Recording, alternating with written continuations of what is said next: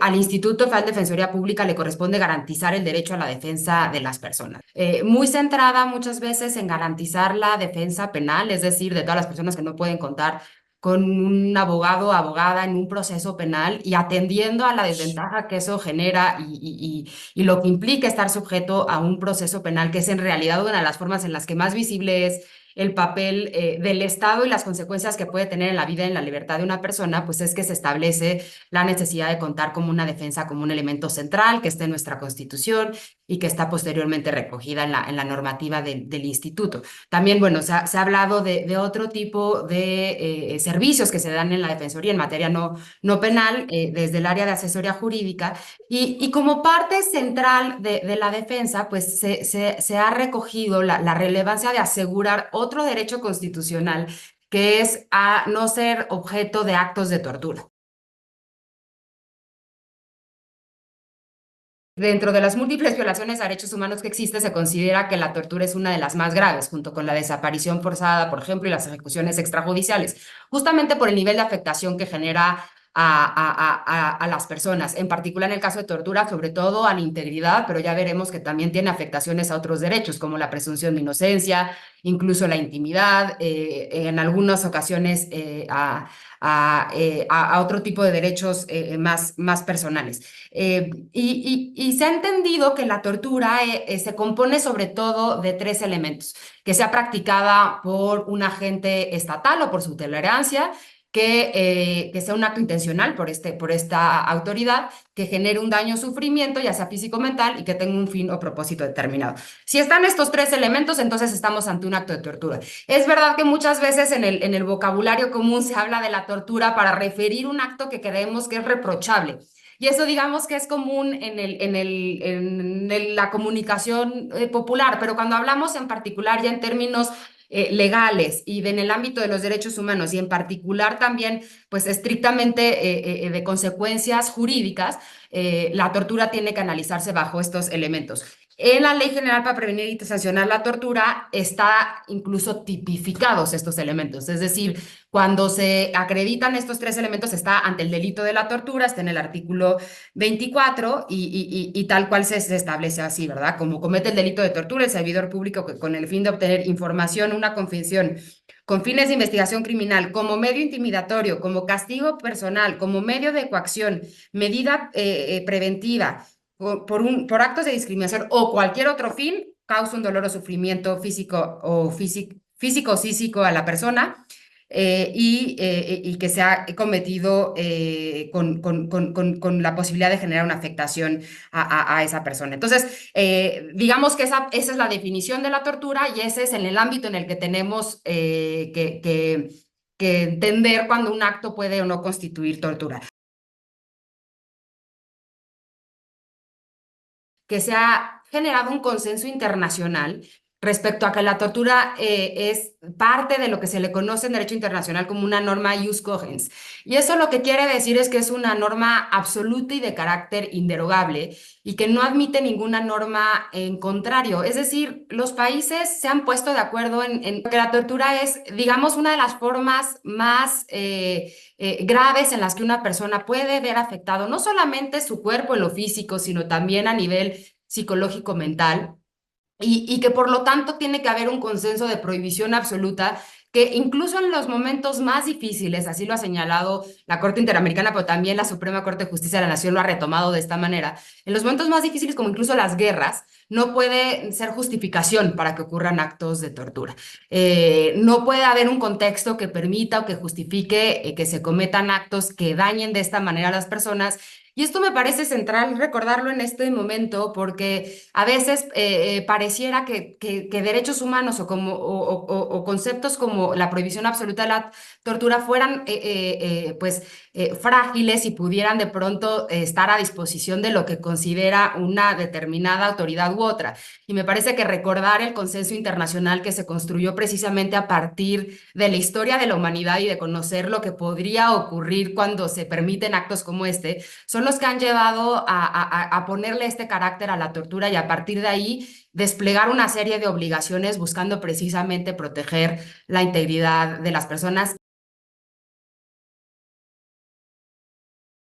decir, por ejemplo, que la Constitución para hablar de tortura lo hace al menos en tres momentos diferentes. Por un lado, por ejemplo, establece en el artículo 20, que ese es fundamental porque justamente habla del proceso penal y habla de los derechos de la persona imputada, y entre esos se encuentra el que en ningún momento pueda ser coaccionada, es decir, no solamente torturada, sino de cualquier forma obligada a dar, por ejemplo, su testimonio, y que además está prohibida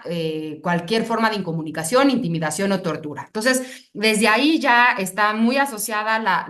el derecho de las personas a no ser coaccionado en un proceso penal y a no ser objeto de tortura. Eso en el artículo 20. Y por otro lado, establece que en el artículo 22 cuáles son, y este también es un artículo muy relevante, la prohibición absoluta de ciertos actos como los actos, como todo tipo de tormento, así se establece. Y se entiende como tormento, pues actos de tortura o otros actos que generen un impacto en las personas y que generen una violación a la integridad de las personas. Digo que este artículo es muy importante porque en materia de amparo, por ejemplo, el artículo 15 de la ley de amparo, pues le da un trato distinto y urgente a los amparos que se presenten, a las demandas de amparo que se presenten por actos prohibidos en este artículo. Entonces, eso nos ha permitido, por ejemplo, desde la defensa presentar amparos ante actos de incomunicación, cuando no se ha puesto a la persona de forma inmediata a disposición, no se sabe en dónde está, o personas privadas de libertad que son aisladas en un espacio determinado y que de eso también se ha establecido que puede constituir tortura, o incluso actos de otro tipo como la omisión de dar medicamentos. Y ahí también la Corte ha ampliado mucho sus criterios a establecer que cuando no se da un medicamento, una atención en casos que puedan generar una afectación grave a las personas, eso en sí mismo puede constituir un tipo de tormento o de tortura. Entonces tenemos el artículo 20 con los derechos de las personas imputadas, las prohibiciones de tormentos en el artículo 22, y también está en el artículo 29 que no podrá en ningún caso, bajo ningún supuesto, suspenderse determinados derechos, y entre ellos está la prohibición contra actos de tortura. Esto deviene precisamente de lo que ya mencionábamos, de que la tortura es una norma ius cogens y que no permite ninguna carácter o limitación en contrario. Y finalmente, la última mención en la Constitución es en el artículo 73, porque faculta al Congreso a emitir la Ley General en materia de tortura, que es en donde se establece el delito, donde se establece la obligación de crear fiscalías y donde también se establece, bueno, otro tipo de obligaciones relacionadas con la tortura, como los dictámenes médicos y psicológicos que se deben de realizar, la obligación de denunciar, entre otras.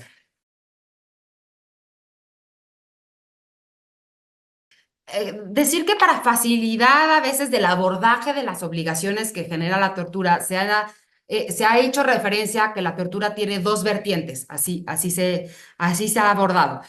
Una es como delito y otra es como violación a derechos humanos. En realidad están muy mezcladas, pero se hace esta distinción precisamente para distinguir como las diferentes consecuencias que puede tener la tortura, sobre todo muy relacionada al contexto penal. Porque la persona que sobrevive a la tortura en un contexto penal se vuelve, por un lado, procesada de un delito que se le acusa, pero por otro lado, víctima del delito de tortura. Y por eso a veces sirve hacer esta distinción de estas dos vertientes. Cuando hablamos de la tortura como delito, tiene que ver con la obligación de iniciar una investigación de oficio, de forma inmediata y diligente por una autoridad competente ante cualquier hecho posiblemente constitutivo de tortura. Es decir, a partir de que el defensor tuvo conocimiento de estos hechos, recabó la cédula, presenta la denuncia, la autoridad, en particular las fiscalías especializadas en combate a la tortura, que hay que decir que la ley general también, una de las disposiciones que establece es que se tienen que crear fiscalías especializadas. Y esto no es menor, porque el que sean especializadas les permite tener un abordaje que permite entender a la tortura en su forma de comisión, en el tipo de pruebas que se tiene, y sobre todo también partir de lo que ya referíamos, las dificultades y complejidades que tiene el delito de tortura al ser de naturaleza oculta, y qué tipo de elementos hay que recabar para eso, cómo conducirse las investigaciones con base en el protocolo de Estambul. Y hay una serie de retos asociados a eso, pero que tiene que ver con la forma en la que se conduce una investigación. En esa vertiente de la tortura, la principal obligación de las y los defensores es presentar la denuncia. Digamos que hasta ahí, porque no les corresponde a los defensores representar a la persona como víctimas de tortura. Para eso hay una institución específica, que son las comisiones ejecutivas de atención a víctimas. Lo que le corresponde a la defensa es denunciarlo. Lo que corresponde a la autoridad judicial, ya se refería, es dar vista de estos hechos. Muchas veces hemos visto de forma cada vez más recurrente, y eso me parece importante, que las personas juzgadoras a veces no se limitan solo con dar vista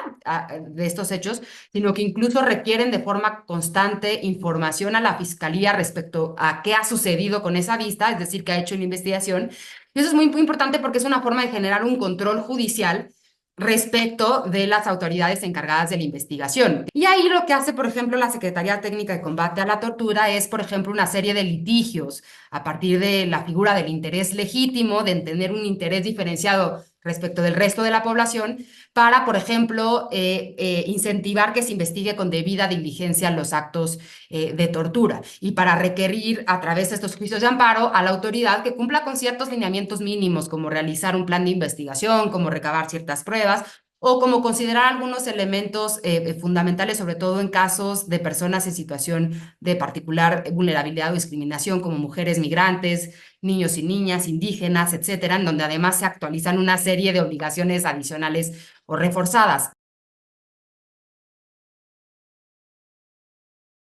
Y en la otra, digamos, la otra vertiente tiene que ver precisamente ahí sí con la tortura se le llama como violación a derechos humanos y es su impacto procesal. Y esa es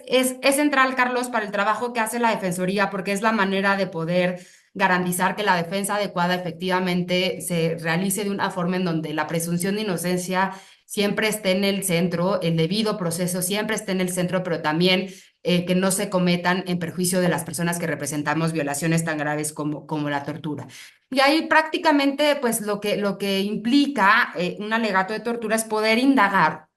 si esos hechos tuvieron como consecuencia la generación de pruebas. Es muy fácil y muy obvia la más clásica, que es si se tortura a una persona para que confesara los hechos. Se ha ido intentando ampliar la concepción de la tortura, justamente pensando que los tiempos cambian y hay que hay que ir pues modificando y generando la posibilidad de que también los instrumentos normativos y los estándares nos permitan generar una protección real para las personas en el actual contexto. También hay que decir, y es importante decirlo, que no significa que cualquier hecho es tortura y que no significa que cualquier manifestación de una persona sea tortura. Sin duda, las y los defensores que forman parte del instituto tienen una de las labores más importantes porque son precisamente quienes pueden salvaguardar de forma más directa los derechos de las personas. Son muchas veces el primer contacto, son quienes pueden documentar, son quienes pueden escuchar lo que le sucedió a una persona. Y por eso es tan relevante que podamos con ellos y ellas trabajar en tener cada vez pues mejores herramientas para la documentación, estrategias de defensa, mecanismos de documentación, instrumentos internos y todo ese ámbito de acciones son las que son impulsadas por la Secretaría Técnica de Combate a la Tortura, así como toda una serie de estrategias también de litigios estratégicos, sobre todo para asegurar que otras instituciones también cumplan con sus obligaciones, tanto nacionales como internacionales en materia de tortura.